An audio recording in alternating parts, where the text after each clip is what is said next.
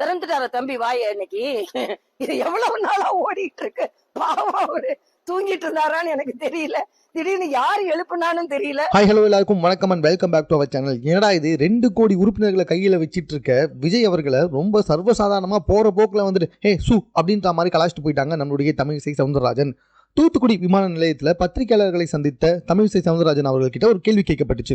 அதாவது ராகுல் காந்திக்கு ஆதரவாக பாஜகவுக்கு எதிராக விஜய் அவர்கள் வந்து ஒரு கண்டனத்தை தெரிவிச்சிருக்காரு. இது சம்பந்தமா நீங்க என்ன சொல்ல வரீங்க அப்படின்னு கேட்டிருக்காரு. ஆக்சுவலி அந்த கண்டனம் என்ன அப்படின்னு சொல்லி பார்த்தீங்கன்னா, ராகுல் காந்தி அவர்கள் தேர்தல் வந்துட்டு வெளிப்படையாகவும் வெளிப்படைத்தன்மையாகவும் இருக்கணும் அப்படின்னு சொல்லியிருந்தாரு. இதுக்கு ராகுல் காந்திக்கு ஆதரவு தெரிவித்தும் பிஜேபிக்கு கண்டனம் தெரிவித்தும் அவர் ஒரு அறிக்கையை வெளியிட்டிருந்தாரு நம்முடைய விஜய் அவர்கள்.